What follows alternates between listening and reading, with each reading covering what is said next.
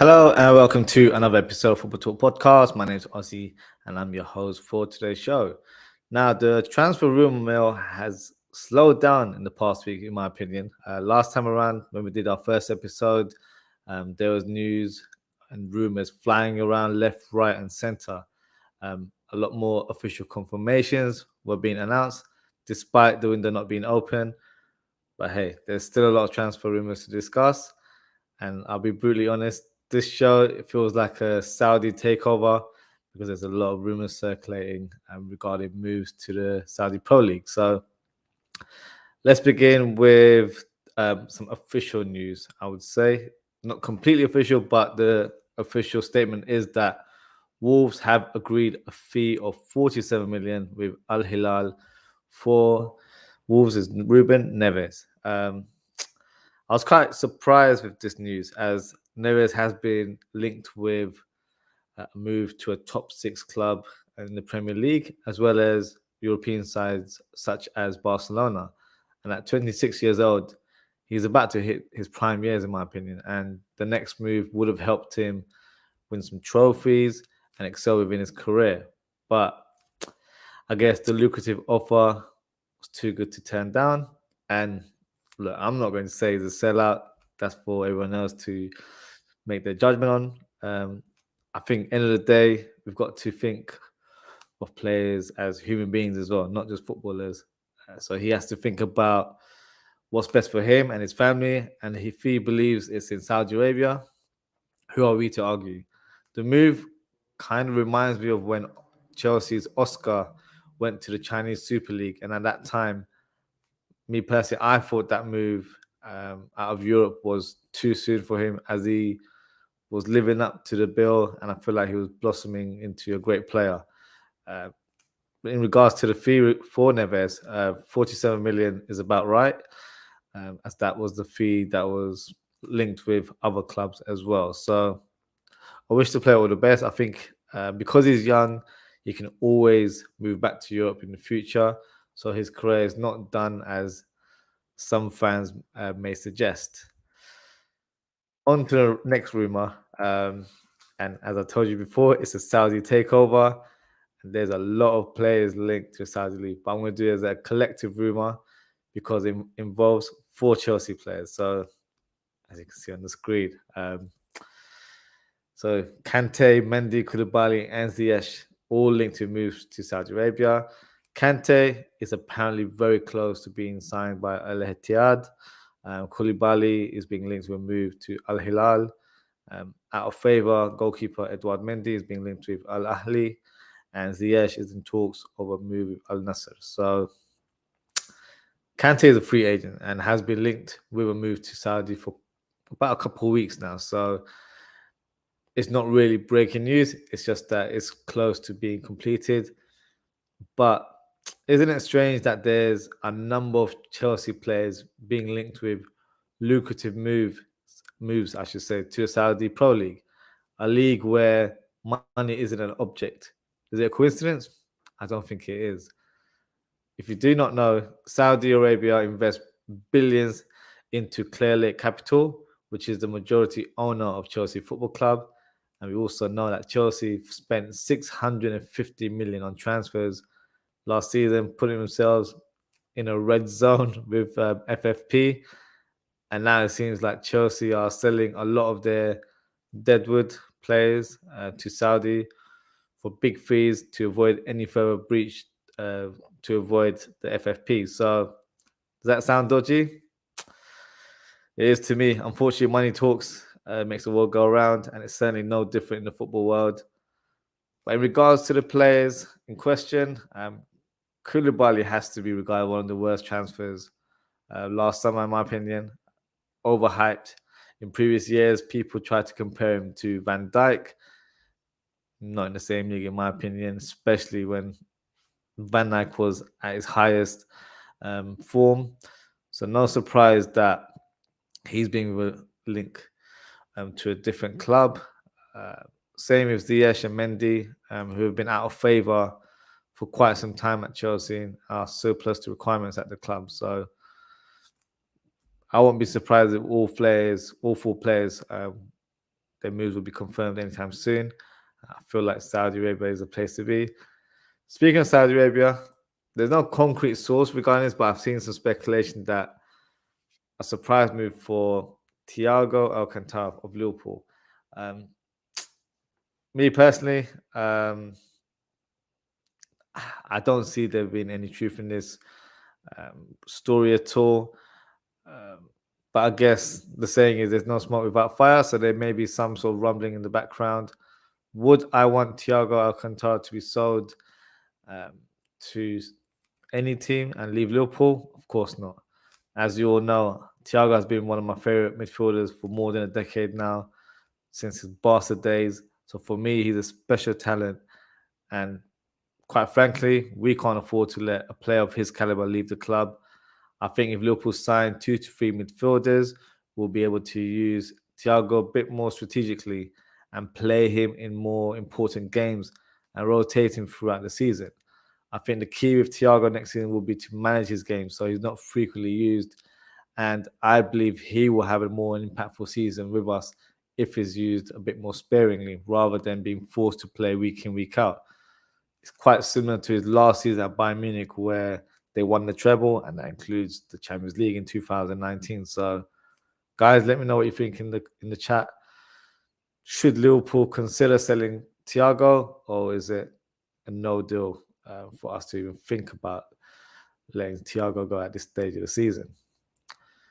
Next player is Barella, Nicolo Barella, who is in fact strongly linked with a move to Newcastle and Liverpool for a fee of around 50 million, which personally, I don't see any truth in the story whatsoever. I personally don't believe the player is interested in a move to the Premier League, and he seems very settled in Italy. I had a poll in the chat, so feel free to let me know which club in sort of theoretically, if he was to leave Inter Milan and join a Premier League club, which club should he join? Would it be Liverpool or Newcastle? Now, it goes without saying I'm going to say Liverpool, but only because I believe he suits our style of play to the T. Even if Inter were willing to sell Barella, 50 million would not be enough to acquire him. He would cost at least 70, 80 million. I believe Inter ultras have already told the club do not sell Barella. So yeah, there's a lot of sort of pressure from the fans to the club that they do not want to see Barella sold, especially being linked with Newcastle. I think 50 million doesn't seem like the right fee for me, who is a top player. Just got a comment here from Eagle Eye Football. Thiago is finished. I disagree. I still feel like he'll be a valuable player. I think as years have gone on, yes, I think he's become more injury prone. Last year he suffered a hip injury. I think it happened on a couple of occasions. So yeah, that's a hurtful one for me to admit.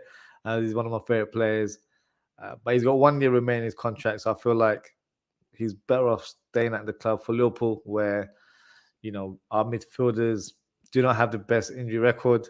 And even if you use him sparingly, I feel like he will be effective in the team. So yeah, I have to disagree that he's finished. I don't think you'll ever hear me say that, but it is what it is in that regards. On to the next one. So Bournemouth have been in talks with Romers and Justin Kluivert. So the highly rated winger from his Ajax days unfortunately hasn't lived up to his potential, and a move to Roma in hindsight may have been a mistake, as he's been shipped out on loan quite a few times. He's not really been given a chance at the club. I think a move to the Premier League would suit his skill set, but the manager will need to have some faith in the player and play him regularly in order for him to flourish. And speaking of the manager, breaking news earlier today that Bournemouth have sacked Gary O'Neill and have already found a replacement in Rayo Vallecano's Andoni Iraola. Hopefully I haven't butchered his name there. Really surprised by the sacking of Gary O'Neill. As for me, he's one of the best managers in the league last season.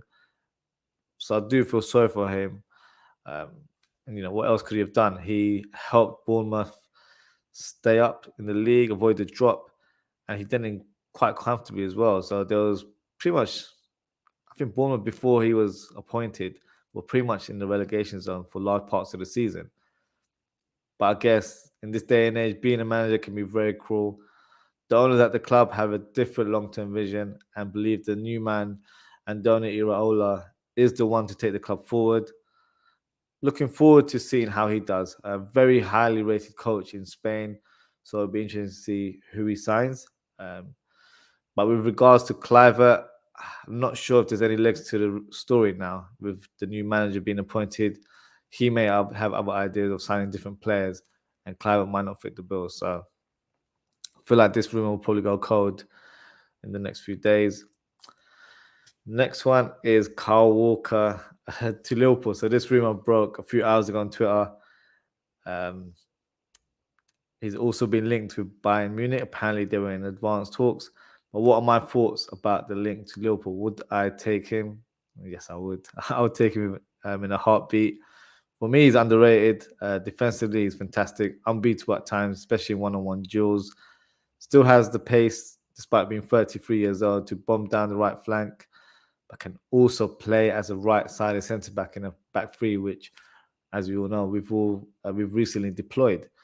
More importantly, this allows Trent to play permanently as a midfielder, and I'm all for it. Plus, Walker will bring a wealth of experience and is homegrown, so he ticks another box there. Sounds too good to be true? Of course it is. There's no way Man City would do any business with us. Yes, they've sold players to Chelsea and Arsenal, especially last summer, but we're Liverpool. We've been their direct rivals in the last few years, so unfortunately, this move would never happen. Even for the player, I don't think he would leave out of respect for City to join Liverpool. So, yeah, we can move on. Let's not dwell on this rumor too much. On to the next one, and it's Min Jae. Apparently snubs Manchester United in favour of a move to Bayern Munich. Now, in the last episode that I did last week, I said Min Jae may not be the best fit for Manchester United, as I believe he predominantly plays as a left-sided centre-back, and this is the position that is occupied by one of United's best performers last season, that's Martinez. So in my opinion, they should target a right-sided centre-back to play alongside Martinez in the long term. But United fans were head over heels when they heard the links to Min Jae. And look, I understand that he's a top player.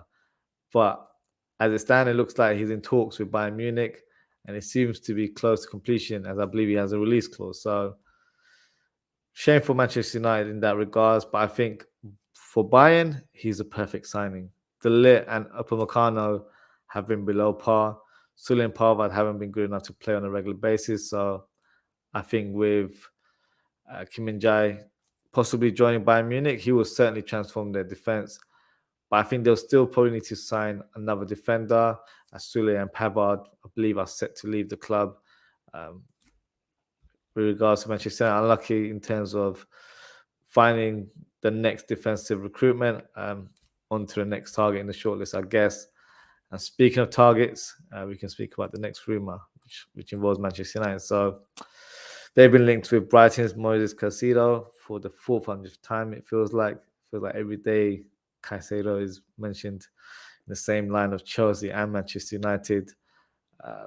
Until he doesn't leave Brighton, this rumour will continue to circulate. But which club do I think he'll join? If I'm being honest, I think he'll be Chelsea. I think Chelsea will be more willing to spend an absurd amount to acquire Caicedo, as he's their number one target. I can imagine Enzo Fernandez and Caicedo as a midfield duo. That would be a formidable partnership, in my opinion. So let's see. In my opinion, this deal won't be concluded anytime soon, and probably most likely won't be complete until late August. So let me know in the comments, guys. Who do you think Caicedo will join this summer? Do you think he'll be Chelsea? Would it be Manchester United? Or neither of those teams? Maybe you think he'll join Arsenal, or maybe even Liverpool, wishful thinking there. But drop a comment. Let me know what you guys think. And the final rumor of today is Manchester City showing interest in Declan Rice. Now, if they get Declan Rice, what's the point of competing with Man City? Rodri and Rice in a double pivot. It's just outrageous just to even think about that. So I think Man City need to stop being greedy and let the other teams try and sign some of the top players in the league.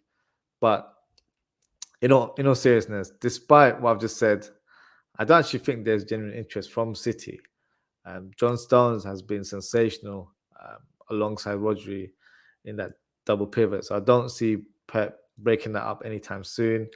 And for me, Declan Rice isn't a direct replacement for Gundogan, who's recently just been released from the club. So I have a feeling that this story involves agents playing games as they're trying to rush Arsenal, who have been the front runners to sign Declan Rice, to make a suitable bid, and they're using Man City as a fear factor tactic to ensure that the deal gets wrapped up as soon as possible. If I was to make a bold prediction, I do think Declan Rice will join Arsenal this summer, and that would be a major coup for them. So that concludes the show, guys. So thank you so much for tuning in. If you haven't already, please don't forget to like, comment, share, and subscribe. No scheduled show for this week, but I might do some sort of Liverpool content where I do either a Liverpool transfer roundup, or I might discuss some tactics in terms of potential signings. So best thing would be to follow me on social media to keep up to date with any announcements or even my daily thoughts on transfer news. So you can follow me at OzzieFTP on Twitter, or you can follow me at Ozzie.ftp on Instagram. As always, guys, take care, stay safe, and I hope to see you all very soon. Goodbye.